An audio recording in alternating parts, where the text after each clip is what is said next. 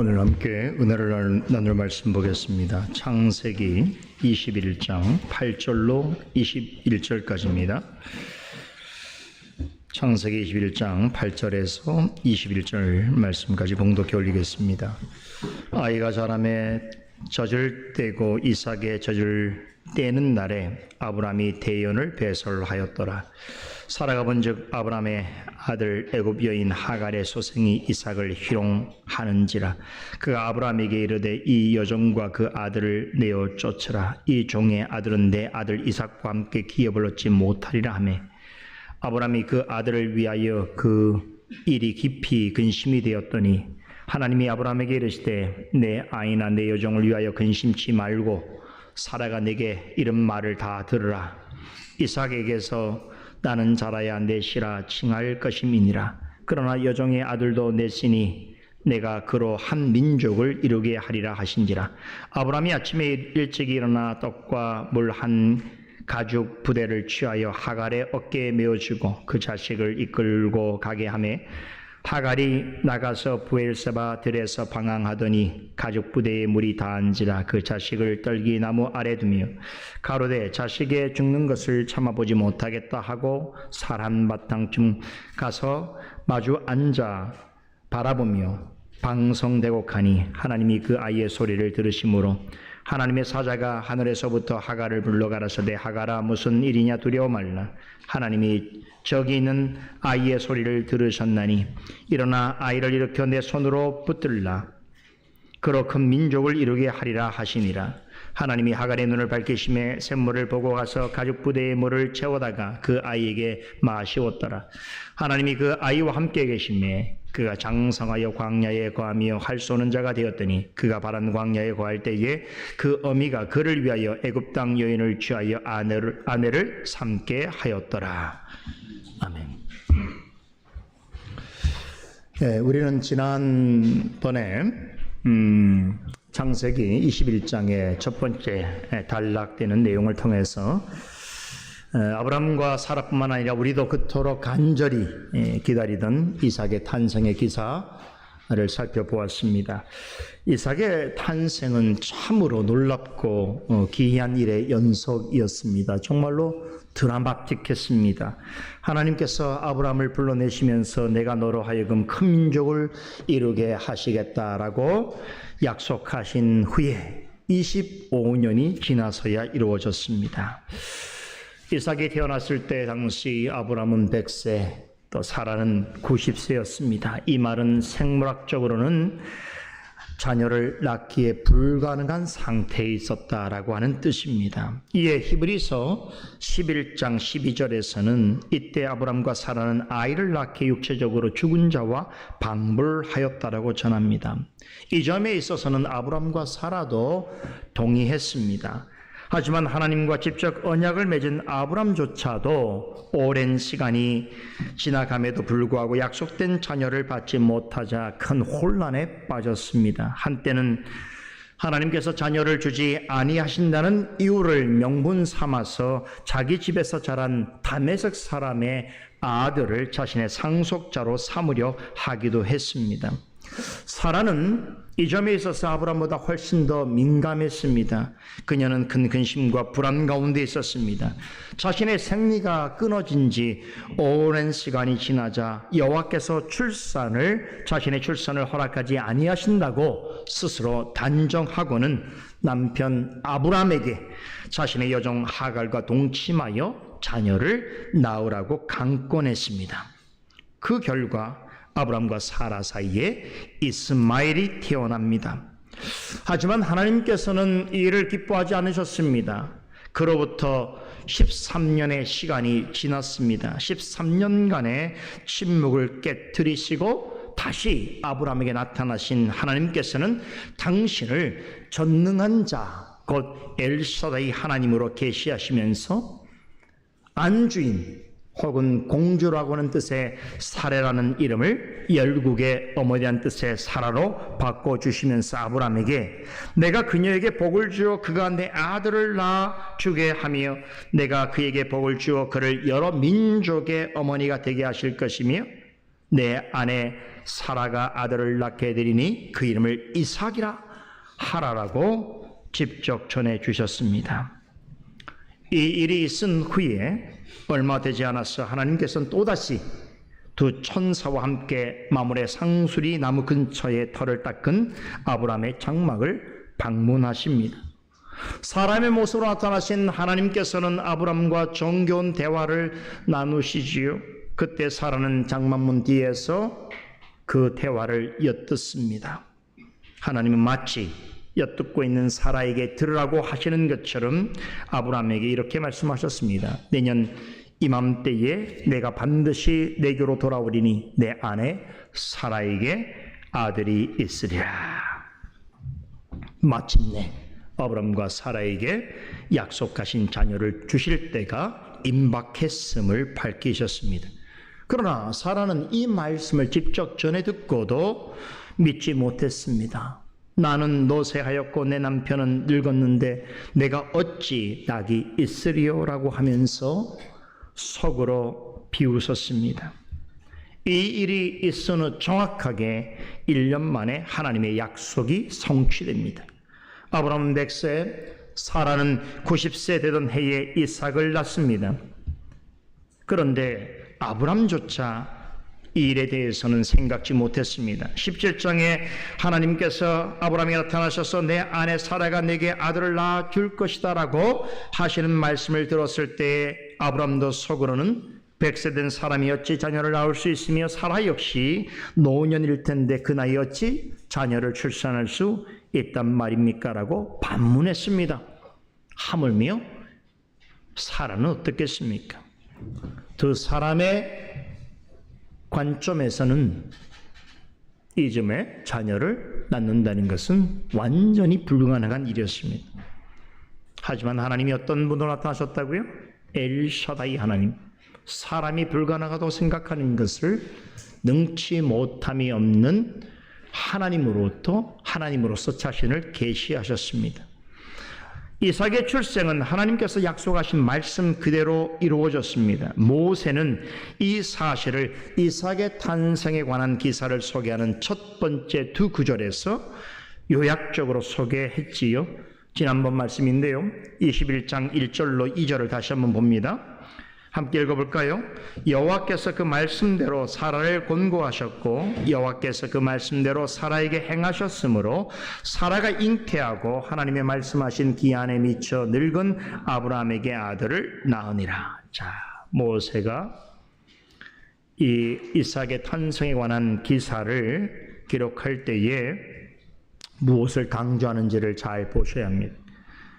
일찍이 하나님께서 아브라함과 사라에게 약속하신 대로 이루어진 것이니 또 사라가 이삭을 잉태하고 출산하여 아브라함의 품에 안기게 된 것도 하나님께서 말씀하신 정확한 때에 이루어진 일이라고 하는 것을 강조하고 있습니다. 무슨 말입니까? 하나님의 계획과 섭리를 이루심에 있어서 하나님은 전능하시고 신실하시다. 하나님은 사람처럼 결코 서두르는 법이 없다는 것을 말씀하십니다. 또한 하나님께서 계획하시고 말씀하신 일은 반드시 어떤 경우에도 이루어진다는 것을 보여주십니다.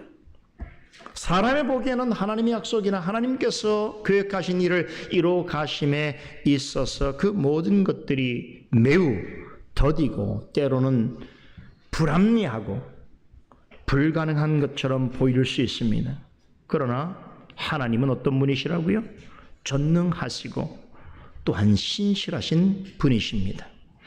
이삭의 탄생에 관한 이야기를 할 때의 혹자는 아브람과 사라가 지닌 믿음의 진정성과 그 크기에 대해서 집중해서 이야기하기를 좋아합니다.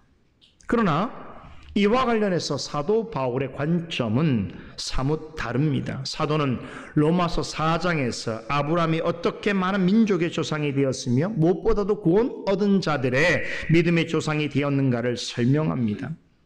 이삭의 탄생은 아브라함과 사라를 통해 하나님께서 계획하신 구원의 목적을 이루어 가시는 일에 있어서 전 구속사에 있어서 아주 중요한 분수령이 되는 사건입니다. 그런데 바울은 이 사건을 회상하면서 아브람과 사라가 이삭을 낳은 당시 그들의 몸의 상태에 주목합니다. 뭐라고 말합니까? 그들은 이미 죽은 자와 같았다고 합니다. 100세와 90세가 된 노부부가 자녀를 낳는다는 것은 인간적으로는 불가능한 일입니다. 불합리한 일이기도 합니다. 하지만 하나님께서는 그런 아브람과 사라에게 약속하신 것을 능히 이루셨고 정하신 때의 말씀대로 성취하셨습니다. 아브람을 갈대아우르 에서 불러내신 일로부터 시작하여서 그로 하여금 큰 민족을 이루게 하시고 복의 근원이 되게 하시겠다고 하시면서 수차례 언약을 맺으시고 갱신한 일에 있어서는 100세에 이삭을 얻게 하신 일에 이르기까지 우연한 것이 하나도 없습니다. 물론 사람이 보기에는 모두가 우연으로 보일 뿐입니다. 우연이라는 것이 무엇입니까?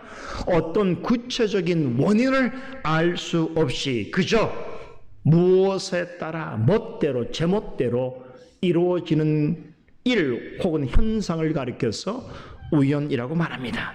우연에는 필연성을 생각할 필요가 없습니다. 그냥 우연히 일어났다라고 하면 되는 것입니다. 그러나 사람이 보기에는 이토록 불합리하고 또 불가능한 일일지라도 하나님 앞에서는 우연한 일이 결코 아닌 것입니다. 하나님께서 이루시고자 하시는 일에 있어서는 그 어떤 것도 우연은 없습니다. 모든 일이 하나님의 전적인 섭리와 철저한 간섭 가운데 이루어집니다. 우리가 보기에는 이삭의 탄생은 기적입니다. 기적이 무엇입니까? 있을 수 없는 일이 현상으로 일어난 것입니다. 하지만 이삭의 탄생은 하나님의 계획 속에서 하나님이 정하신 때에 하나님의 말씀을 따라 이루어졌다. 이것이 모세가 아니죠. 이삭의 탄생을 우리에게 전하는 모세의 정확한 기록입니다. 여러분, 죽은 자의 몸에서 살아있는 생명이 탄생하는 것을 상상해 볼 수 있습니까? 어떻게 죽은 자의 몸에서 산 사람이 날 수 있습니까? 그런데 영적인 관점에서 보자면 이삭의 탄생은 그 같은 기적이 모든 믿는 자에게 일어날 수 있다는 것을 보여주고 있는 매우 중요한 예시입니다. 사도 바울의 해석에 따르면 이삭이 태어날 때 아브라함의 몸은 이미 죽은 것과 같았고 사라의 태 역시 죽은 것이나 다를 바가 없었습니다. 사실상 육체적으로 그들이 생명을 잉태한다는 것은 불가능한 일이었다는 것이지요. 우린 여기서 이삭의 탄생과 관련해서 사도가 내놓는 영적 해석에 주목해야 합니다. 이삭을 낳기 전까지 아브람과 사라의 몸은 무엇을 상징하는 것인가? 사도는 에베소서 2장 1절에서 이 상태를 죄 가운데 있는 자연인의 상태로 설명합니다. 즉 죄와 허물로 죽었던 죄인의 상태라고 설명합니다. 사도는 이 같은 인생을 이 세상 풍조를 따르는 공중권세 잡은 자를 따른 불순종의 아들이요 육체의 욕심을 따라 육체와 마음이 원하는 대로 행하기를 바라는 본질상 진노의 자녀라고 합니다.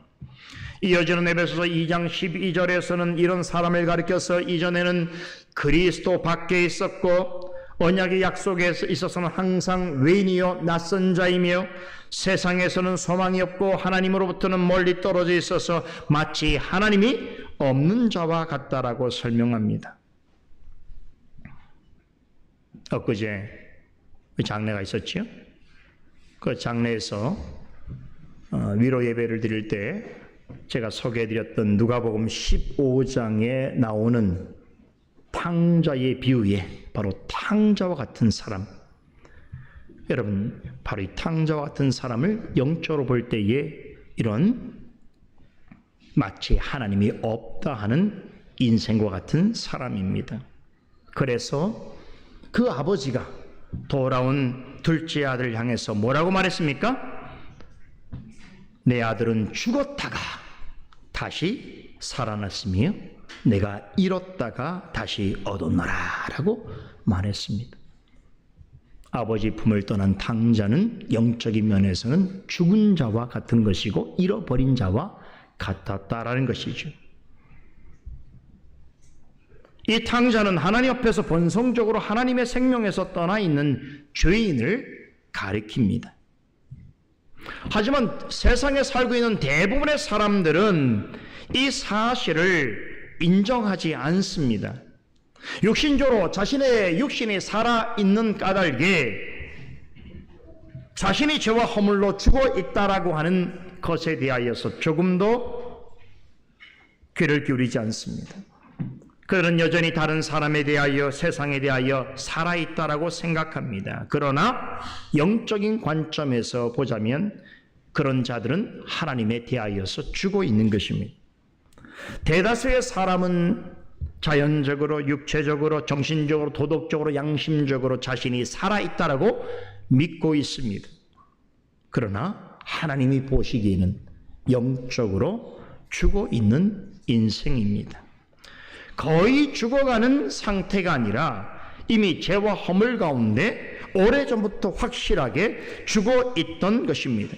이런 죄인이 하나님의 자녀가 되려면 어떻게 해야 하는가? 먼저 하나님 앞에서 새롭게 태어나야 합니다.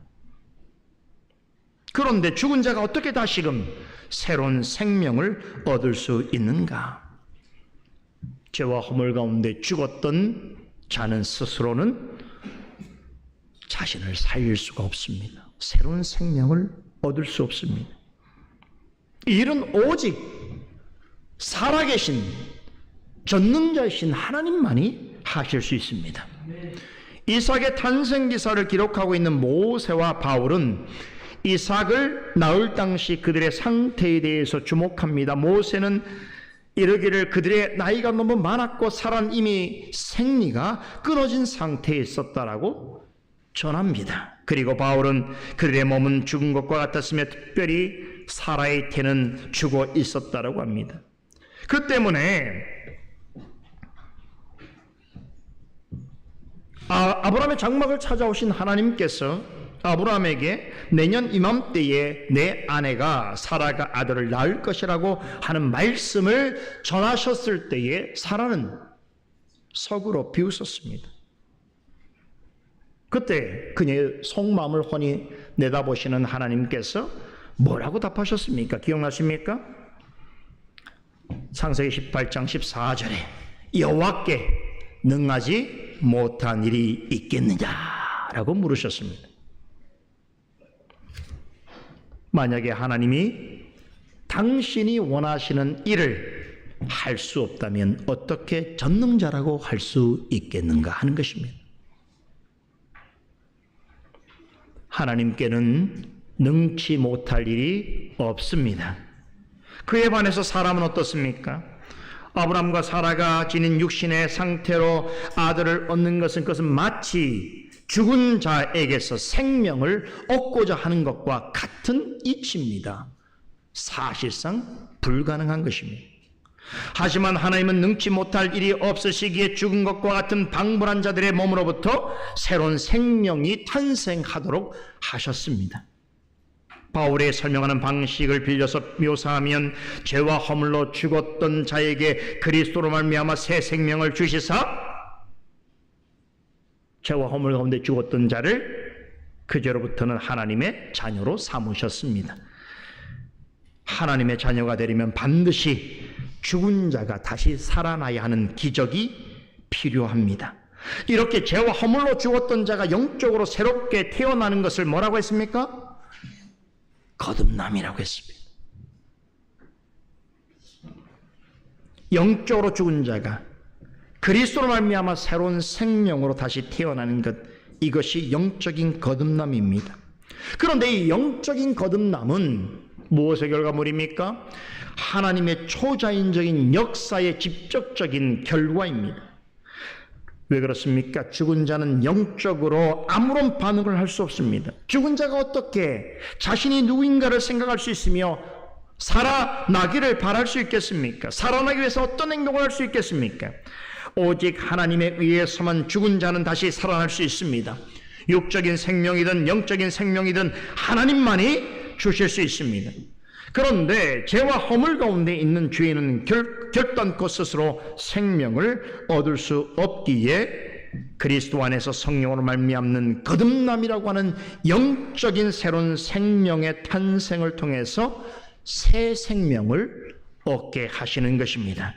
그 일의 결과로 본질상 불순종의 아들이요 진노의 자녀였던 죄인을 하나님의 자녀로 삼아 주시는 것입니다. 그래서 탕자의 비유에서 아버지가 이제 집으로 돌아온 그 둘째 아들을 감격스럽게 맞이하면서 이렇게 말했던 것입니다.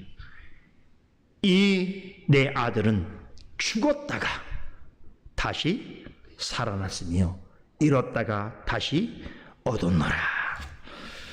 이 아버지의 말은 죄와 허물로 죽었던 우리를 그리스도의 구속의 은혜와 능력으로 다시 살리신, 그래서 우리에게 새로운 생명을 주시고 당신의 자녀로 삼아주신 하나님께서 우리 모두를 향하여, 우리 각자를 향하여 전해주시는 말씀이기도 한 것입니다.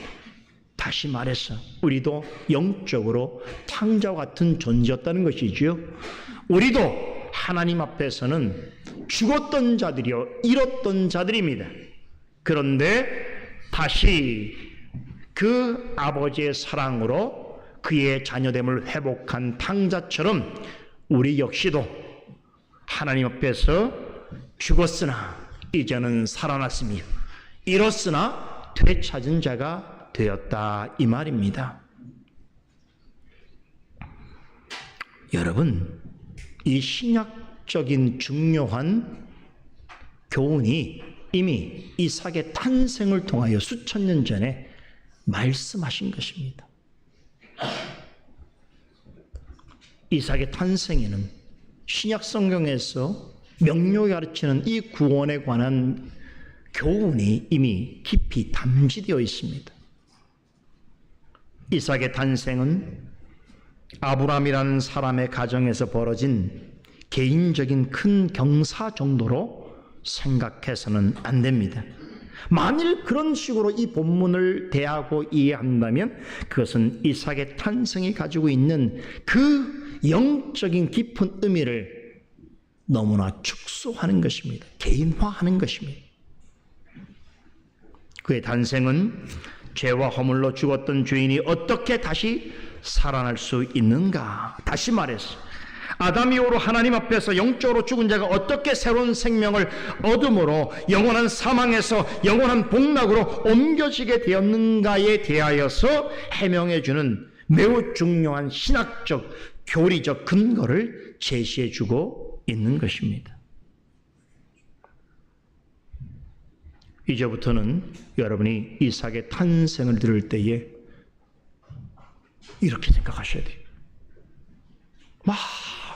있을 수 없는 불가능한 일이 일어난 기적적인 사건, 그토록 간절히 바라던 아들을 얻게 된 인간적인 기쁨, 그리고 아브라함과 사라의 가정 안에 일어난 예기치 못한 경사, 이런 정도로 이해하는 것은 글을 읽을 줄 아는 사람이면 성경을 그냥 이야기로 볼 수 있는 사람이 누구나 생각해 볼 만한 교훈입니다. 이건 교훈이 아니지요.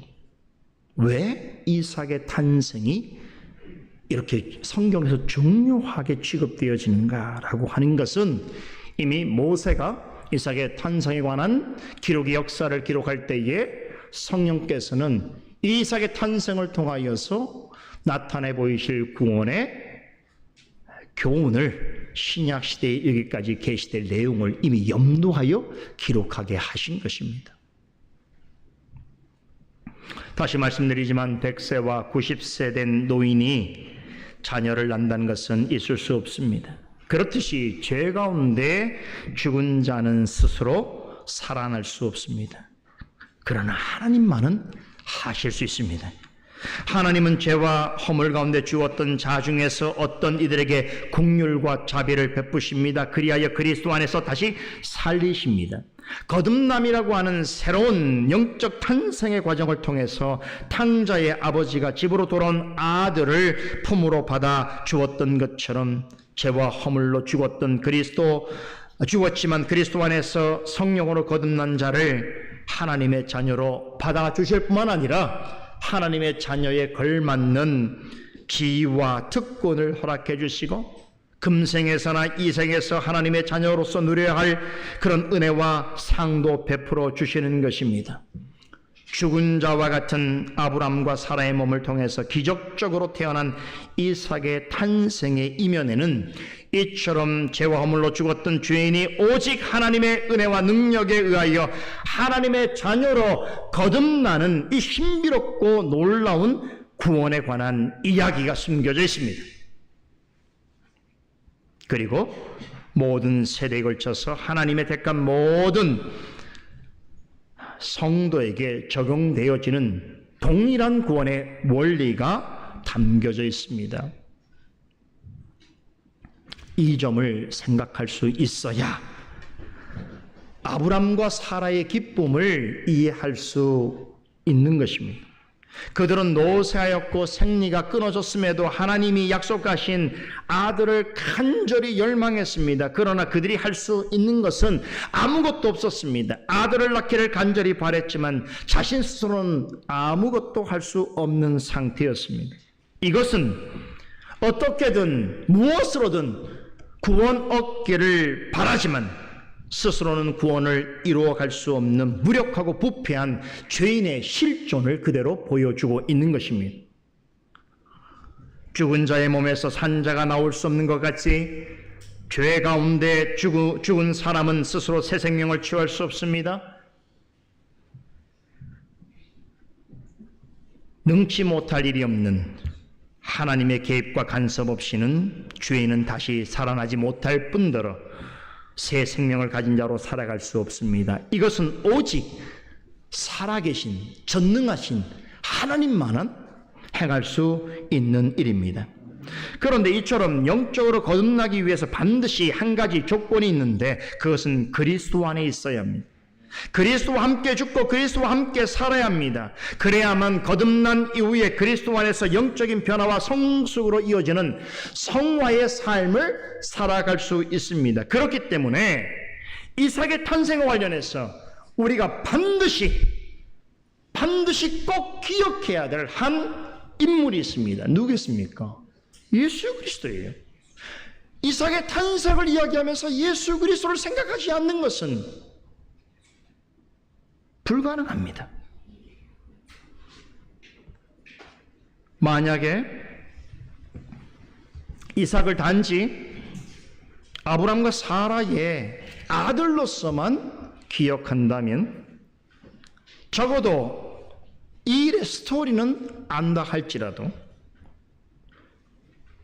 이삭의 탄생과 그의 생을 통하여 성령께서 우리 믿는 자들에게 전달하고자 하시는 성경의 본인은 이해한다라고 말할 수 없습니다. 앞으로 이삭의 생에 대해서 좀 더 자세히 살펴볼 기회가 있겠습니다만 그는 여러 가지 면에서 우리 주 예수 그리스도를 닮아 있습니다. 그 한 예로 지난번 강설 시간에 이삭의 탄생이 그리스도의 탄생과 어떻게 관련되어 있으며 그것을 예표하는지에 대해서 몇 가지 특징들을 말씀드렸습니다. 귀담아 들으신 분이라면 이 두 인물의 엄청난 시간의 갭 차이에도 불구하고 이삭의 탄생과 그리스도의 탄생 사이에 정말로 놀라운 신비로운 싱크로율이 존재하고 있다라고 하는 것을 알게 되었을 것입니다. 지난 시간에도 말씀을 드렸습니다만 성경에 어떤 아이의 탄생과 관련해서 예수님을 제외하고 이삭보다 많이 언급된 예는 찾아볼 수가 없습니다. 아브라함을 부르실 때부터 100세의 아들을 낳을 때까지 아브라함에 관한 모든 이야기는 이삭의 탄생을 중심으로 전개되어지고 있다고 해도 과언이 아닙니다. 아브라함이 역사의 전면에 등장하고 있는 창세기 12장부터 시작해서 이삭의 탄생의 소식을 전하는 21장 전반부까지 아브라함의 거의 모든 행적은 이삭의 탄생 이야기를 중심으로 진행되고 있습니다. 모세는 왜 이런 방식으로 아브라함의 생애를 기록하였던 것인가?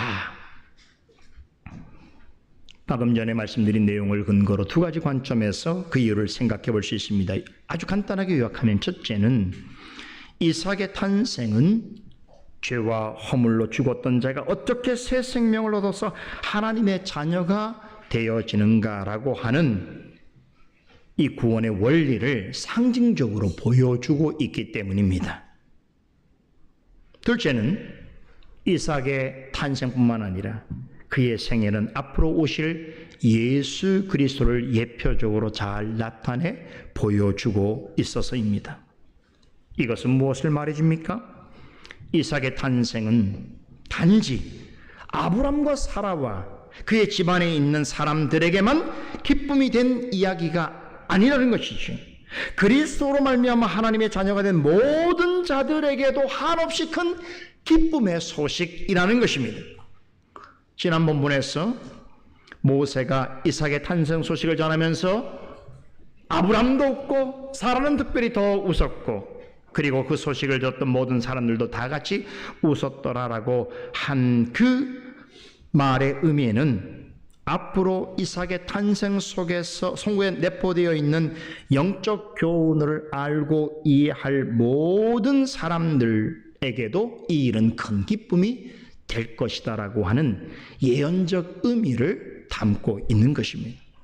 그래서 여러분들이 특별히 놓치지 말아야 될 한 가지 중요한 일이 있습니다. 이삭의 탄생 소식을 전해들은 모든 사람들이 다 같이 웃었다라고 표현했습니다. 여러분, 이것이 굉장히 중요한 의미를 갖습니다. 아브람과 사라와 함께 이 소식을 듣고 즐거워한 사람들은 누구겠습니까? 아브람의 장막에 거하던 사람들이었겠죠. 그럼 아브람의 장막에 누가 거했습니까? 아브람과 사라 같은 히브리인들만 있었습니까? 아닙니다. 갈대아 우르를 떠날 때에 아브람과 함께 길을 떠나온 사람들은 몇 명 되지 않습니다. 하지만 여종 중에서 아브람은 많은 사람들을 얻었습니다. 그래서 그들 중에는 그의 장막을 지키는 용사들이 있었고 가축을 치는 목자들이 있었습니다. 또한 그들을 시중드는 종들도 있었습니다. 그 외에도 많은 사람이 그의 장막에 거했습니다. 이들 대부분은 누구입니까? 이방 세계에서 만난 이방인들입니다. 그런데 시간이 지나는 동안 이들은 다 아브라함의 권속이 되었습니다. 그래서 이들 역시도 아브라함과 사라의 기쁨을 공감했던 것이고 이삭의 탄생을 나의 일처럼 생각하여 기뻐하게 되었던 것입니다. 여러분, 이 모습은 그 자체로 앞으로 전개될 구속사의 매우 중요한 한 장면을 예고해 주고 있습니다. 그것이 무엇이겠습니까?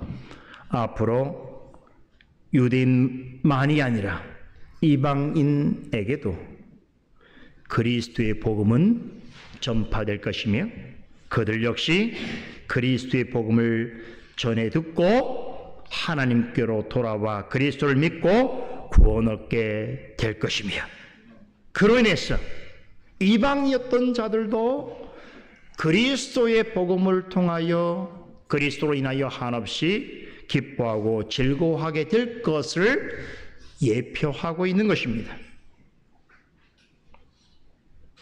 여러분, 그 결과 오늘 우리처럼 이방인이었던 자들이나 지금은 그리스도 안에 있는 여러분과 저 같은 사람에게도 이삭의 탄생은 아브람과 사라와 그 집에 함께했던 사람들이 누렸던 기쁨인 것처럼 우리에게도 큰 기쁨의 소식이 되어지는 것입니다. 오늘 본문은 이삭의 탄생, 출생 이후에 일어난 일을 다루고 있습니다만 제가 다시금 여러분들에게 이삭의 탄생에 관하여서 설명드리는 그 설교자의 심정을 여러분들이 좀 잘 헤아렸으면 좋겠다라고 하는 바람을 가지고 이 부분을 다시 한번 말씀드리게 된 것입니다. 물론 전에 못다한 말씀이기도 하지만 행여나 여러분들이 이러한 말씀을 들을 때에 너무나 동화적이거나 신화적이거나 성경 같은 성경에 기록된 고대 시대에 있었을 법한 불가능한 이야기 정도로 생각하는 그런 상태에 머물지 않기를 바라요. 다시금 이 이삭의 탄생이 지니고 있는 성경 전체 역사에 있어서 얼마나 중대한 의미를 지니고 있는지에 대해서 여러분에게 다시 한번 시간을 내서 말씀을 전해드린 것입니다. 반복된 이야기라고 생각하지 마시고 좀 성경을 제대로 알아야 되겠다, 성경을 바르게 알아야 되겠다라고 하는 공감과 도전을 받기를 바라는 마음입니다. 이제 오늘 본문 내용을 살펴보려고 합니다. 자, 보세요. 지금까지 우리가 살펴본 이야기와 오늘 본문은 완전히 상반된 이야기를 전하고 있습니다. 지금까지 우리가 어떤 이야기를 나눴습니까? 이삭의 탄생을 인하여서 아브라함의 가정에 미친 그 영향, 아브라함과 사라와 함께하는 모든 사람들이 다 즐거워하고 기뻐한 이야기를 들었습니다. 그런데 오늘 이어지는 본문에서는 오히려 이삭의 탄생이 가져온 아브라함의 가정에 슬픔의 이야기입니다. 다툼과 반목과 갈등이 불러일으켜진 이야기를 전해주고 있습니다. 참, 이 인생은 참 쉽지 않아요. 셰익스피어의 말처럼 멀리서 바라보는 인생은 희극인데 가까이 다가보면 비극입니다. 그런 일들이 반복되는 게 인생이에요. 이삭의 탄생으로 인해서 그토록 즐거웠는데, 기뻐했는데 바로 그 이면에는 커다란 그림자가 생겨버렸어요. 그래서 아브라함 가정의 슬픔의 이야기가 다시 등장합니다.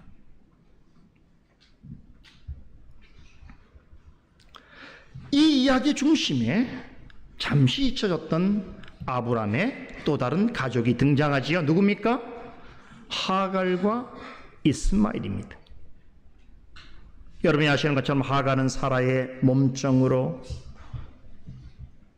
사라가 자신의 남편 아브라함에게 주어서 자녀를 낳게 해준 여인입니다. 그리고 이스마엘은 아브라함과 하갈 사이에 낳은 첫 번째 아들입니다. 이삭의 탄생은 아브라함과 사라를 비롯해서 그의 장막 안에 있는 모두를 기쁘게 했습니다. 모두가 행복했습니다. 행복한 바이러스가 온 장막에 차고 넘쳤습니다. 우리에게까지도 전달되었습니다. 한 사람만 제외하고 말이죠. 그가 누구인가? 이스마엘입니다. 이스마엘은 이삭의 탄생을 기뻐하지 않았습니다.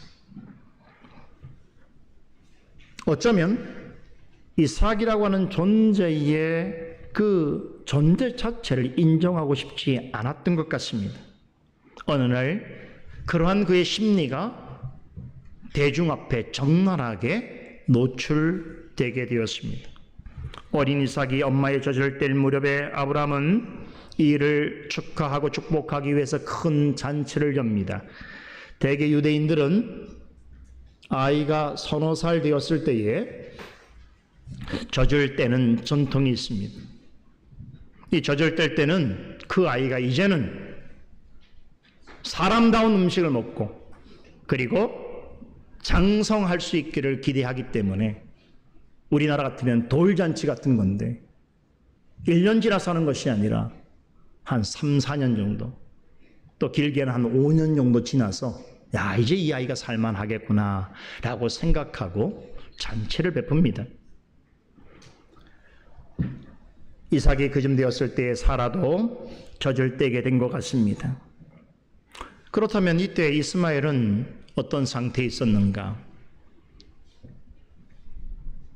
아브라함이 이스마엘을 낳을 때가 86이었거든요. 그럼 100세에 이삭을 낳았으니까 몇 살 차이죠? 대충 14살 정도 차이 나죠.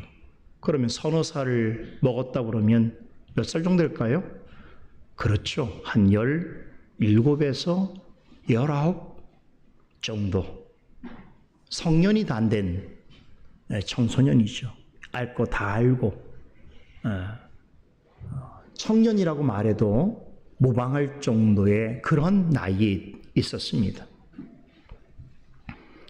그런데 동생 이삭이 젖을 떼는 것을 축하하기 위해서 아버지가 마련해 준 이 잔치에서 그는 이삭을 향해 가졌던 그간의 속내를 여지없이 드러냅니다. 이삭이 젖된 것을 축하하기 위해 모인 이 자리에서 이삭을 희롱했습니다.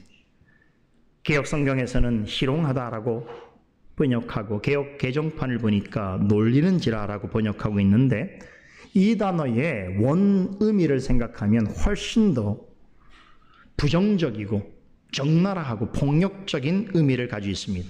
단순히 조롱하거나 놀린 것이 아니라 아주 분명한 적의를 가지고 멸시하고 학대한 것입니다. 이 말은 그날 우연찮게 기분이 나빠서 이삭을 조롱하거나 놀렸다는 의미가 아니라는 것이지요. 그래서 히브리어 문법을 보면 우리말 희롱하다에 해당하는 이 단어가 분사형, 능동태 분사로 기록되어 있어요. 이 말은 과거 어느 시점부터 지금까지 계속해서 좋지 못한 감정을 가지고 있었다라고 하는 것을 말해주고 있습니다. 그렇게 오랜 시간 동안 적어도 이삭이 태어나서 지금 이 사건이 벌어지기까지의 몇 년간의 어간 동안 이스마엘의 가슴 속에는 마음 속에는 이삭을 향한 어떤 부정적인 생각들, 실망과 분노와 좌절 같은 감정들이 켜켜이 쌓여져 왔다라고 하는 것이지요. 그래서 그 잔치 자리에서 그것이 폭발되어진 거예요. 근데 그 광경을 누가 봅니까? 여러 사람이 봤겠지만 모세는 사라가 직접 목격한 것으로 설명하고 있습니다. 충격이었겠지요. 그렇게 사랑하는 아들인데, 그죠? 자기의 몸으로 90세에 난 아들을, 그렇잖아요. 자기의 몸종을 통해서 난 아들이 멸시하고 조롱하고 학대하는 것을 봤을 때에 어느 어미가 이것을 간단히 여기겠습니까? 매우 심각하게 생각했습니다. 그래서 이스마엘이 이삭을 희롱한 것을 이유로 들어서 어떻게 합니까? 그의 어머니 하갈과 이스마엘을 내쫓으라고 아브라함에게 간곡하게 강력하게 요구합니다. 그러면서 하는 말이 그들은 이삭과 함께 기업을 얻지 못하리라 라고 단정하여 말합니다. 자, 바로 이 이야기를 듣는 독자의 입장에서 바로 이 대목에서 두 가지 입장이 나뉘어집니다. 하나는 사라의 입장을 충분히 공감할 수 있다라고 하는 편이 있는가 하면 반대로 아무리 그래도 그렇다 하더라도 너무 심한 것이 아닌가라고 생각하는 이들이 있습니다. 여러분은 어느 편입니까? 속으로 생각해 보세요. 꼭 이럴 때 뭐 내가 직접 한 일도 아닌데 뭐 신경 쓸 것 있어요? 잘 모르겠는데요. 또 이런 분들이 있긴 있어요. 그러나 여튼 간에 이 일을 대하게 될 때에 우리는 두 가지 양가적 감정이 드는 것이요. 사라의 입장도 이해가 되면서도 굳이 사라가 그렇게까지 해야 될 필요가 있었겠는가라고 하는 생각도 인간적으로 갖게 되어진다는 것이지요. 그런데 한 가지 분명한 것은 뭐냐면 숨길 수 없는 것은 이 사라의 요구는 결국 아브라함을 매우 근심케 하였다는 사실입니다. 사정이 어찌 되었던 간에 여러분 하갈은 여전히 아브라함의 아내이고 또 이스마엘은 아브라함의 첫 자식입니다. 왜 소중하지 않았겠어요? 여전히 아브라함은 그들에 대한 애정이 있었습니다. 그들을 미워하지 않았습니다. 그런데 이런 상황에서 자신의 정실 부인이 자신에게 이 자신의 아내와 또 다른 아내와 그 아내를 통하여 얻은 첫 번째 아들을 집에서 쫓아내라고 하니 이 말을 들은 이런 생각을 한 번도 갖지 않은 아브라함 입장에서 어떤 입장이겠어요? 대단히 큰 근심이었겠지요.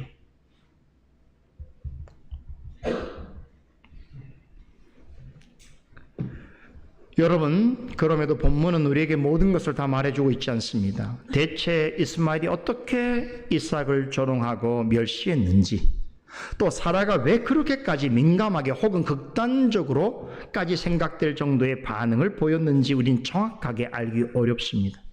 하지만 사라가 하는 말을 듣고 아브라함이 크게 근심한 것까지는 알 수 있습니다. 더 중요한 것은 이것보다 더 확실한 사실이 성경에 기록되어 있습니다. 그것이 무엇인 줄 아십니까?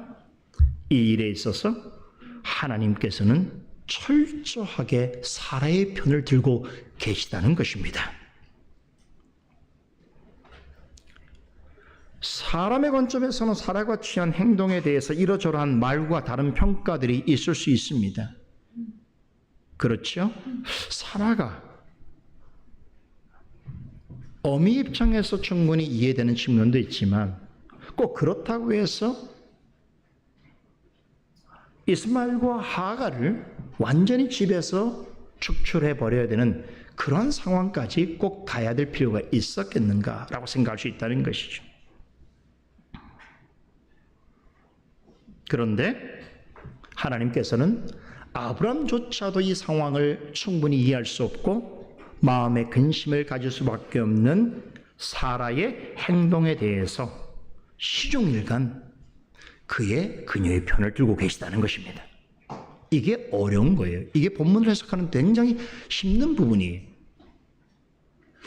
본문 12절과 13절은 사라의 요구를 듣고 굉장히 고민하고 근심하고 있는 아브라함에게 하나님이 직접 하신 말씀을 전해주고 있습니다. 한글 새번역 성경은 쉽고 아주 분명하게 잘 번역하고 있어서 여러분에게 들려드리겠습니다. 하나님께서 아브라함에게 이렇게 말씀하십니다. 그 아들과 그 어머니인 여종의 일로 너무 걱정하지 말아라. 이삭에게서 태어나는 사람이 너의 씨가 될 것이니 사라가 너에게 말한 대로 다 들어주어라. 그러나 여종에게서 난 아들도 너의 씨니 그 아들은 그 아들대로 내가 한 민족이 되게 하겠다. 직역했어요. 본문을 잘 번역한 것 같아요. 하나님은 아브라함에게 사라가 말한 대로 다 들어주어라 라고 말씀하십니다. 즉 이 말은 하갈과 이스마엘을 내쫓아 보내야 한다라고 하는 사라의 요구를 하나님께서는 정당한 일로 보셨다는 것이지요. 더 흥미로운 점이 있습니다. 하나님은 이삭에 대해서 언급할 때는 그의 이름을 말씀하시지만 이스마엘에 대하여서는 그의 이름을 사용하지 아니하십니다. 대신에 그를 어떻게 표현합니까? 여종의 아들이라고만 부릅니다. 놀랍게도 여종의 아들이란 말은 오늘 본문 10절에서 사라가 아브라함에게 이스마엘의 잘못을 전할 때의 한 표현과 같습니다. 이것은 무엇을 의미합니까? 하나님은 지금 누구의 편을 들고 있다는 것입니까? 사라의 편을 들고 계시다는 거예요. 사람의 관점에서 생각해 보자면 사라가 한 행동을 두고 잘했다 못했다 혹은 지지한다 반대한다라고 하는 입장으로 나눌 수 있습니다. 하지만 모세는 하갈과 이스마엘에 대한 사라의 태도를 그런 관점에서 바라보지 않습니다. 오로지 하나님의 시각을 대변하고 있습니다. 보기에 따라서는 사라의 행동은 사람을 차별하는 그런 행동으로 보일 수도 있고 가족과 옛 반목과 불화를 조장하는 행위로도 비칠 수가 있습니다. 이스마엘이 동생 이삭을 좀 조롱했다고 해서 그의 어머니와 함께 집에서 내쫓으라고 하는 것은 너무나 지나친 일이 아닌가라고 하는 비난받을 만한 소지도 있습니다. 하지만 이 기사에서 성령께서 모세를 통해서 전달하고자 하는 것은 사라의 행위에 대하여서 무슨 사람들이 어떻게 생각하고 평가하는가 하는 것이 아닙니다. 핵심은 이 일에 관하여 하나님은 어떻게 여기시고 있는가 하는 것입니다. 그런데 이상하게도 말씀드린 대로 처음부터 끝까지 이 사건과 관련해서 이 사라가 한 행위와 관련해서 철저하게 하나님은 사라의 편을 들고 계시다는 것입니다. 사라가 한 말이 하나도 틀리지 않았다는 것이죠. 그녀의 말은 정확하고 틀림없다고 하는 것입니다. 그럼 어떤 이유에서 도대체 하나님은 이렇게 반응하시는 것인가? 우리는 이 점을 궁금해해야 하는 것입니다. 그 이유가 12절 하반절에 나옵니다. 하나님은 아브라함에게 사라의 말을 듣고 따라야 할 이유를 이렇게 말씀하십니다. 이삭에게서 나는 자라야 넷이라 칭할 것임이니라. 오늘 강설의 제목이죠. 이삭에게서 나는 자라야 넷이라 칭할 것임이니라. 이스마엘과 이삭은 육적으로는 둘 다 아브라함의 아들입니다. 하지만 하나님께서 아브라함과 사라에게 약속하신 자녀는 누구입니까? 이삭입니다. 그런데 이 같은 사실에 대해서 아브라함도 처음에는 반신반의했습니다. 그래서 창세기 15장에서 하나님과 영원한 언약을 맺기 전에 하나님께서 여전히 자신에게 자식이 없음을 고하는 그 아브라함이 하나님께서 자신에게 자녀를 주지 아니하신다라고 하는 이유를 내세우면서 뭐라고 얘기했습니까? 자신의 집에서 길르은 사람, 다메섹 출신의 자식 엘리에셀이라고 하는 사람을 나의 상속자로 삼으려 합니다라고 하나님께 말했습니다. 그때 하나님께서 직접적으로 그 사람은 너의 후사가 아니다. 그러면서 네 몸에서 날짜가 내 후사가 되리라라고 말씀하셨습니다. 그 15장의 이야기예요. 근데 16장에 가서도 아브라함은 이 말씀의 의미를 정확하게 이해하지 못하고 있었기 때문에 그런 까닭에 사라가 요구한 대로 그녀의 몸종 하가를 통해서 후사가 될 자녀를 얻게 되는 것이죠. 그가 바로 이스마엘입니다. 이후로 하나님은 13년 동안 아브라함에게 나타나지도 아니하시고 말씀하지도 아니하십니다. 이 기간 동안에 하나님의 침묵은 무엇을 말해주는 것입니까? 인간적인 생각과 방법으로 이스마엘을 낳은 이 아브라함과 사라의 행위는 하나님 보실 때는 불신앙적이라는 것이 뿐만 아니라 하나님의 약속을 따르지 않는 어떤 시도도 결국에는 실패할 수밖에 없다라고 하는 교훈을 명징하게 나타내 보여주고 있습니다. 뭐를 통해서? 13년 동안 하나님의 침묵을 통해서 말씀하신 것입니다. 하나님의 침묵도 계신 거예요. 그런데 아브라함이 99세 되었을 때 하나님께서 다시 아브라함을 찾아오시면서 또다시 그와 언약을 세우시고 이전에 약속하신 후손에 대해서 거듭 확신해 주셨죠? 확인해 주셨죠? 그러는 과정에서 사라의 이름을 사라라고 계명해 주시고 다시 한번 그녀를 통해서 아들을 낳게 해 주실 것이라고 약속하십니다. 심지어는 그녀가 낳을 자식을 통해서 민족의 왕들이 나오게 해 주시겠다라고까지 약속하십니다. 그리고 곧이어 그녀가 아들을 낳을 것인데 그 이름을 이삭이라고까지 명하셨습니다. 그리고 하나님께서는 내가 사라가 낳을 아들 이삭과 언약을 세울 것이며 그 언약은 그의 모든 후손에게 영원한 언약이 될 것이라고 17장 10절에서 말씀하셨습니다. 놀라운 것은 이 말씀이 있은 다음에 이미 낳은 이스마엘에게도 하나님이 약속을 전하십니다. 그래서 그에게 생육하고 번성하는 복을 주실 것이고 그 결과로 그로부터 큰 민족과 나라가 나오게 될 것이라고 말씀하셨습니다. 여러분, 이 내용이 이스마엘을 향한 하나님의 약속이 창세기 17장 19절 20절에 기록되어 있는데 놀랍게도 오늘 본문에 나오는 21장 12절에서 13절 이 말씀은 제가 방금 인용해드린 17장 19절과 20절의 말씀이 그대로 인용된 것입니다. 하나님은 이스마엘에게도 은혜를 베푸셨다는 것입니다. 이미 이전에도 16장 10절에서도 17장 20절에서도 하나님은 이스마엘에게도 복을 허락하실 것이라고 약속하셨습니다. 그 복은 무엇이냐면 이 땅에서 번성하고 큰 민족과 나라를 이루게 될 것이라는 것입니다. 오늘 본문 14절에서 21절까지 내용은 이 일을 위해서 하나님께서 어떻게 쫓겨낸 하갈과 이스마엘을 도우시고 보호하셨는지에 대한 구체적인 이야기를 전해주고 있습니다. 이런 보호하심을 통해서 마침내 하나님께서 이전에 이스마엘에게 약속하신 바를 반드시 이루시겠다는 것을 보여주시는 장면인데, 이 정도로 말씀드려도 이 부분은 충분합니다. 중요한 것은 이것입니다. 하나님은 이스마엘에게 복을 주시겠다고 약속하셨는데, 그런데 그가 받을 복은 아브람과 이삭에게 영원한 언약으로 약속하신 복이 아니라는 것이, 그 복과는 다른 것이란 말이에요. 이스마엘이 받은 복은 생육과 번성의 복이었습니다. 다시 말하면 현세적이고 일반적인 복입니다. 그러나 하나님으로부터 아브람과 이삭이 약속받은 복은 신령하고 영적인 복입니다. 다시 말해서 눈에 보이는 세상과 물질 세계에 국한된 복이 아니라 사나 죽으나 영원한 하나님 나라에 속한 자에게 주어질 영생 얻는 구원에 관한 복이었습니다. 하나님은 이 복에 관한 약속을 영원한 언약의 형태로 전해주셨습니다. 이 놀랍고도 영원한 언약은 오직 아브람과 이삭과 그의 후손들과만 맺으셨습니다. 이스마엘과 그의 후손은 이 언약에서 죄당했습니다. 이 언약을 결코 받지 못합니다. 그들은 이 세상에서 물질적이고 현세적인 복과 또 생육하고 번성하는 복은 약속받았지만 아브람과 이삭이 약속하신 영원한 언약의 복에는 참여할 수 없습니다.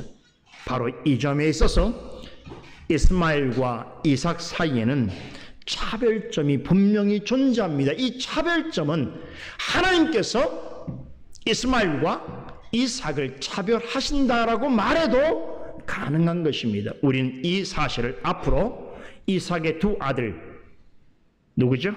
에서와 야곱을 통하여 더 명확하게 나타납니다. 하나님은 어떤 자를 긍휼히 여기실 수도 있고 그 긍휼히 여기지 않으실 수 있는 자기 주도적이고 자기 절대 권한을 가지신 분이시라는 사실을 우린 배우게 될 것입니다. 하나님은 이스마엘과 이삭을 동등하게 대하지 아니하십니다.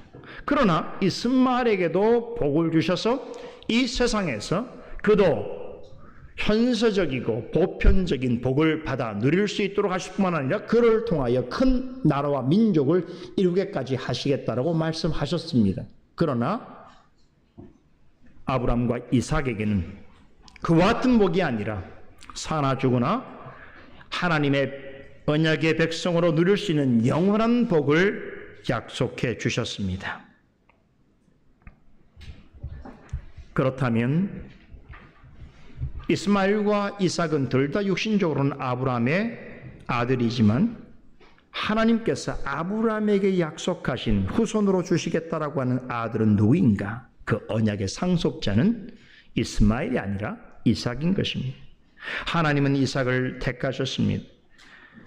하나님의 말씀을 불신함으로 인간적인 방법을 동원해서 낳은 이스마엘에게는 일찍이 노아 언약을 통해서 약속하신, 즉 하나님의 형상을 입은 자라고 한다면 누구라도 이 세상에서 물질적이고 보편적인 복을 누리게 할 수 있는 그런 복을 허락하셨지만 영원한 언약의 복에서는 제외하셨습니다. 훗날 이삭과 이스마엘과 이삭 사이에 있는 이 서로 비교 대조되는 이러한 특징과 또 이것이 담고 있는 영적이고 신학적인 의미를 가장 정확하게 판단하고 해석하여 기록한 이가 있습니다. 누굽니까? 사도 바울이에요. 그 사도 바울이 갈라디아서 3장과 4장에 보면 모든 내용이 그리스도를 중심으로 구원의 관점에서 구약에 있어서의 아브라함의 신뢰를 들어서 하나하나 설명해요. 매우 놀라운 내용인데 특별히 그 중에 갈라디아 4장에 보게 되면 아브라함의 가족의 이야기를 직접적으로 인용합니다. 그러면서 하나님께서 아브라함의 가정사를 통해서 오고 오는 모든 세대에 속해 있는 성도들에게 공통적으로 전해주시고자 하는 그 메시지를 찾습니다. 와, 대단한 말씀이에요. 오늘 본문과 관련해서 매우 특별한 그런 해석을 내어놓습니다. 중요해서 한번 같이 찾아보겠습니다. 우리 갈라디아서 4장 보세요. 갈라디아서 4장 22절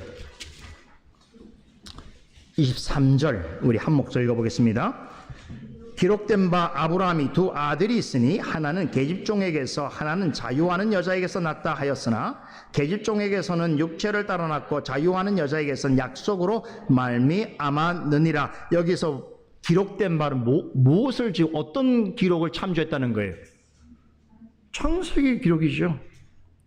지금 바울이 창세기의 기록을 인용해서 뭘 말합니까? 아브라함에게 두 아들이 있었는데 누구라는 거예요? 오늘 본문에서 우리가 만나고 있는 이스마엘과 이삭입니다. 그런데 이스마엘에 대해서 뭐라고 말합니까? 그는 계집종에서 육체를 따라 난 자식이라고 말합니다. 반면에 이삭에 대해서는 뭐라고 말합니까? 자유하는 여자에게서 약속으로 난 자녀라고 합니다. 바울도 창세기 저자인 모세의 관점을 존중해서 이스마엘을 언급하지 않습니다. 이스마엘이라고 하는 이름을 사용하지 않습니다. 대신에 모세가 여종의 아들이라고 표현한 것처럼 그를 가리켜서 계집종에게서 난 아들로 설명합니다. 그렇다면 이삭은 뭐라고 할까요? 우리 그 뒤에 28절, 29절 다시 한번 읽어보겠습니다.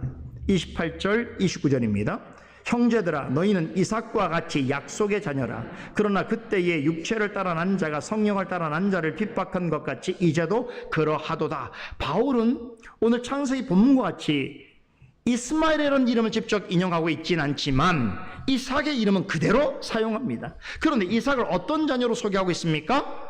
약속의 자녀입니다. 즉 하나님의 영원한 언약을 따라 태어난 아들이라는 것이죠. 그러니까 이삭은 구원받은 하나님의 언약의 자녀를 상징하는 것입니다. 자, 그러면 이스마엘은 누구를 상징하는 것입니까? 육체를 따라 난 모든 사람을 대표하는 것입니다. 바로 여기에서 사도 바울은 구약에 있었던 이 창세기에 소개된 이스마엘과 이삭과 이스마엘을 전 구원 역사 속에서 특별한 교훈을 주시기 위해서 상징적으로 나타나는 두 인물로 지금 설명하고 있는 것이에요.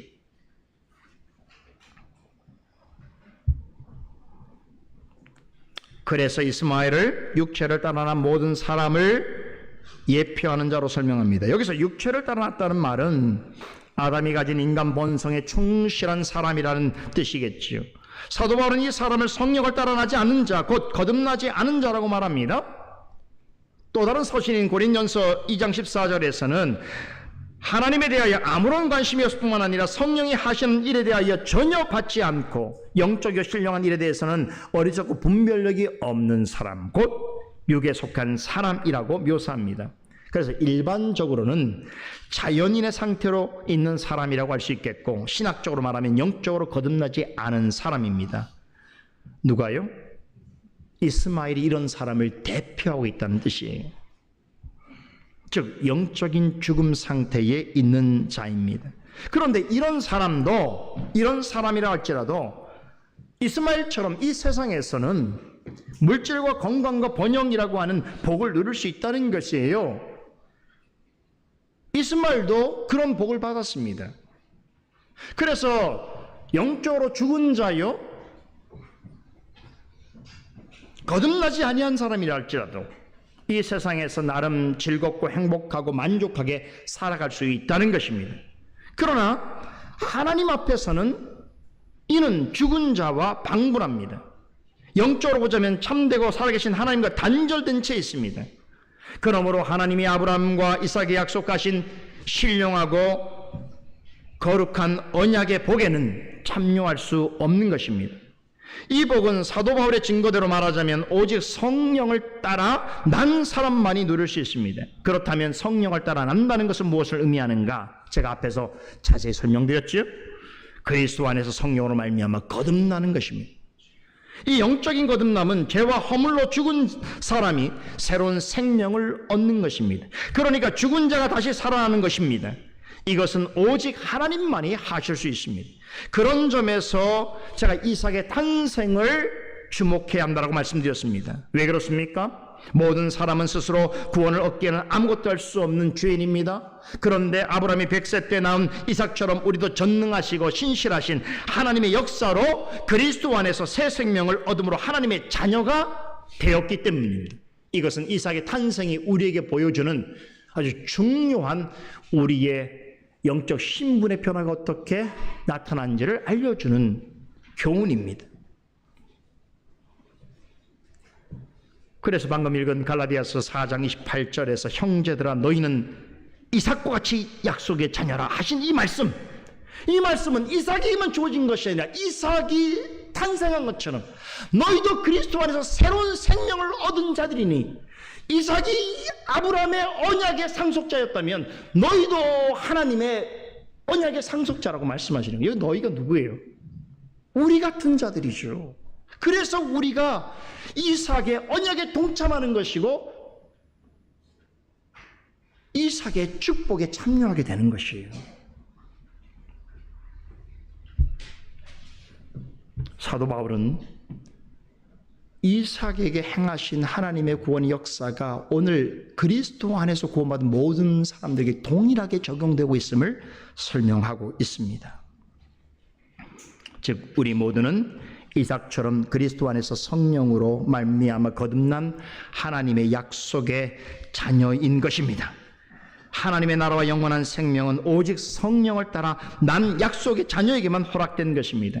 육체를 따라 난 자를 상징하는 이스마엘같이 영적으로 하나님을 떠나 있는 사람은, 즉 몸으로는 살아있다 할지라도 영적으로 죽은 자라면 성령을 따라 난 약속의 자녀가 받을 복을 누릴 수가 없거니와 영원한 언약을 통해서 약속하신 축복에 동참할 수 없습니다. 이 사실을 사도 바울은 갈라디아서 4장 30절에서 오늘 본문 말씀에 계집종과 그 아들을 내어 쫓으라고 하는 그 사라의 말을 인용하면서 그 이유를 덧붙입니다. 왜 그렇습니까? 이삭과 이스마엘은, 즉 성령의 난 자와 육체로 난 자는 함께 유업을 얻을 수 없기 때문이죠.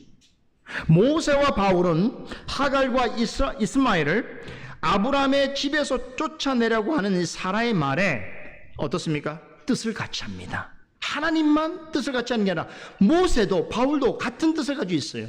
이 말은 사라가 한 말이어서가 아니라 사라가 하나님의 생각을 그대로 대변해주고 있는 말이기 때문입니다. 이삭과 이스마엘을 분리시키는 것은 하나님의 뜻입니다. 이 지점에서 많은 사람은 사라가 아브라함에게 한 말을 오해합니다. 이 여종과 그 아들을 내어 쫓으라고 한 말을 하나님의 계시로 생각하지 않고 인간적인 감정의 언어로 받아들입니다. 하지만 이것은 하갈과 이스마엘을 강제로 끌어내어 족치라는 뜻이 아닙니다. 불쌍한 모자를 어디론가 데려가서 유기하라고 하는 뜻도 아닙니다. 사라가 그렇게 하라고 요구한 이유는 한 가지뿐입니다. 이스마엘은 이삭과 함께 하나님의 기업을 얻지 못할 자이기 때문입니다. 이것이 전부입니다. 하나님께서도 그녀의 말에 동의를 표하시면서 아브라함에게 오직 언약을 따라 난 이삭만을 약속의 자녀로 인정하시겠다고 말씀하시면서 사라가 말한 대로 행하라고 아브라함에게 말씀하셨습니다. 이 말씀의 의미를 이해하려면 방금 전에 바울이 갈라디아에서 설명한 이삭과 이스마엘의 상징성에 대한 이해가 전제되어야 합니다. 둘은 하나님 앞에서 전혀 다른 두 종류의 사람 혹은 서로 다른 두 본성을 대표합니다. 이스마엘이 육체를 따라 난 사람을 상징한다면 이삭은 성령을 따라 난 자를 상징합니다.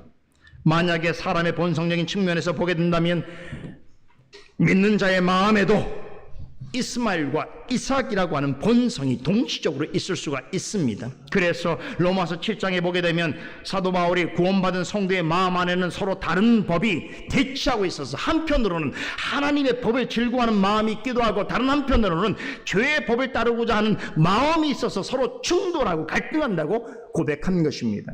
이것을 사도 바울은 갈라디아서 5장 17절에서 성도의 마음 안에 두 가지 다른 소욕으로 묘사하지요. 그것은 뭡니까? 성령을 거스르는 육체의 소욕이 있고 육체를 거스르는 성령의 소욕이 있다라고 말합니다. 이 두 가지는 한 사람 안에 있지만 그러나 완전히 다른 성격의 것이어서 항상 대립하고 대적합니다. 그런데 우리의 마음이 육체의 소욕의 지배를 받게 되면 어떻게 되는가?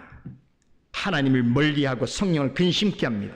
사도 바울은 이런 현상을 이스마엘과 이삭에 비유하면서 육체를 따라 난 자가 성령을 따라 난 자를 박해하는 것으로 설명하고 있습니다. 무슨 말인지 아시겠어요? 우리 안에 있는 이스마엘 같은 그런 존재성, 그런 육체의 소욕, 이것이 거듭난 사람을 어떻게 한다는 거예요? 시험하고 넘어뜨린다는 것이, 이게 박해라는 것이. 그래서 이것을 이기려면 어떻게 해야 될까요? 우리 영혼을 괴롭히고 못살게 구는 우리 안에 있는 이스마엘의 본성과 성품을 쫓아내야 합니다. 그럼 어떻게 해야 쫓아낼 수 있는가? 성령과 말씀에 의지하여 믿음으로 그것들과 부단히 싸워야 합니다. 하나님과 원수가 되는 육체의 종이 되지 않도록 하기 위하여, 또한 거룩하신 우리 주님을 닮아가도록 하기 위해서, 그래서 우리의 몸과 마음과 우리의 신앙과 삶이 그리스도의 성품과 영광을 나타내도록 하기 위해서 부단히 우리 안에 있는 이스마엘과 늘 선한 싸움을 싸우고 결별을 해야 하는 것이에요. 이 그림의 범위를 개인의 영역에서 조금 더 크게 넓히자면, 즉 이스마엘을 하나님의 언약의 복에서 제한 사람들로 본다면 이건 무엇을 의미하는 것일까요? 우리가 이 세상을 살아가는 동안 하나님의 언약의 복에서 죄되었으나 이 세상에서 하나님 없이 자신이 원하는 것을 이루며 살아가는 사람들과 뒤섞여 살아가게 되는 것입니다. 그럴 때에 우리는 하나님을 알지 못하는 그들로 인하여서 때로는 오해를 받기도 하고 박해를 받게 될 것입니다. 그러나 그러할지라도 기회가 있는 대로 우리는 복음을 전하고 하나님이 기뻐하시는 선한 일을 행하면서 하나님께 영광을 돌리며 살아가야 한다는 것을 교훈합니다. 그렇게 살아가다가 마침내 우리가 주님 앞에서 부름을 받게 되거나 또 주님께서 오시는 날이 될 때에 우리의 모든 이스마엘은, 우리 안에 있는 이스마엘뿐만 아니라 우리 바깥에 있는 이스마엘도 다 주님에 의하여 완전히 쫓겨나게 될 것입니다. 그날에는 아브라함과 이삭과 그의 후손들과 같이 하나님의 언약 안에 있는 약속의 자녀들과 더불어서 영원한 복락을 맛보게 될 것입니다. 한 가지 말씀드리고 마치겠습니다. 하나님께서는 이삭이 자라서 젖을 먹을 때까지는 박해하는 이스마엘을 쫓아내지 않으셨습니다. 여러분, 이게 무엇을 말하는지 알아요? 하나님의 뜻이 이루어질 어떤 때까지는 하나님의 섭리 안에서 우리 안에 있는 이스마엘 같은 본성과 또 우리 밖에 있는 이스마엘 같은 본성을 가진 사람들과 갈등하고 다투고 살아가야 하는 그 일들을 하나님이 허용하고 있다는 것입니다. 분명 이런 일들은 때로 우리를 힘들고 고되게 할 것입니다. 우리에게 근심과 염려와 시험이 되는 일일 수가 있습니다. 하지만 하나님께서는 이것들을 허용하시는 이유는 바로 우리 자신을 위해서입니다. 하나님의 약속의 자녀임을 이 사실을 통하여 더욱 자각하게 하시고 하나님의 자녀로 성숙하게 자라날 수 있게 하시며 하나님이 사용하시기에 합당한 더 좋은 그릇으로 빚어가시기 위해서 우리 안에 혹은 우리 밖에 이스마엘을 어느 때까지 허용하십니다. 성도로서 성령과 말씀에 의지하여 믿음으로 우리 안에 있거나 혹은 우리 외부에 존재하는 이스마엘과 부단히 싸우면서 그리스도를 닮아가는 일에 힘쓰게 된다면 우리 안에 내주하시는 성령께서 친히 우리가 하나님의 자녀인 것을 증언해 주실 것입니다. 또한 성령을 따라 약속의 자녀인 우리는 아브라함과 이삭처럼 진정한 하나님의 상속자요 그리스도와 함께 하나님의 자녀로서 영원한 하나님의 언약에 약속된 복을 영원토록 받아 누리게 될 그날, 즉 우리 안에 우리 밖에 있는 모든 이스마엘을 내쫓게 될 그날이 언젠가는 우리 앞에 도래하게 될 것입니다. 기도하겠습니다. 거룩하신 하나님, 오늘도 우리에게 주신 말씀을 통해서 우리의 영적인 상황과 또 우리가 하나님 옆에 서 있는 우리의 믿음의 자리를 확인하게 하심을 감사드리옵나이다. 오래전에 기록된 말씀이오나 지금까지도 영원토록 변함없는 하나님의 진리를 우리에게 증거해 주시고 또한 복음의 내용과 가치를 알게 해주시니 감사를 드립니다. 말씀 앞에서 우리 영혼이 우리 자신이 가장 정직할 수 있사오니 주여 말씀을 통하여 하나님 앞에 신실한 자로 서갈 수 있도록 도와주시옵소서. 감사드리며 예수 그리스도 이름으로 기도드리옵나이다. 아멘.